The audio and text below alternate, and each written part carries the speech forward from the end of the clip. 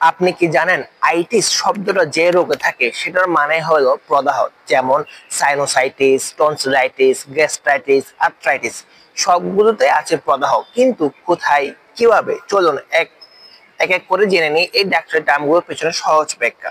Sinusitis, sinusitis sinus plus itis. Sinus মানে আপনার মাথার ভিতরের ফাঁপা বায়ুকোষ, আইটিস মানে প্রদাহ বা ইনফ্লামেশনকে বোঝাচ্ছে।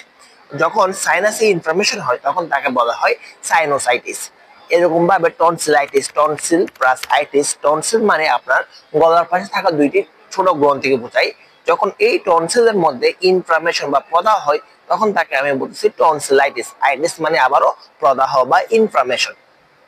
টনসিলাইটিস ক্ষেত্রে কি হয়, গলা ব্যথা বা গিলতে কষ্ট হয়।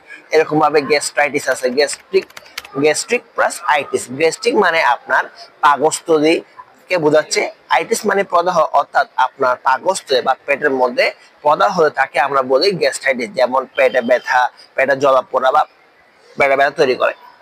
এরকম ভাবে আছে আর্থ্রাইটিস। আর্থ্রো মানে আপনার আর্থ্রো প্লাস আইটিস। আর্থ্রো মানে আপনার হাড়কে বোঝাচ্ছে, আইটিস মানে প্রদাহ বা ইনফ্লামেশন, অর্থাৎ আপনার যখন হাড় বা জয়েন্ট বা কবজিতে ইনফ্লামেশন ঘটবে তখন তাকে বলতেছি আর্থ্রাইটিস। এরকম আরো সহজ ব্যাখ্যা পাওয়ার জন্য Sourav is learning K follow করুন। সবাইকে ধন্যবাদ।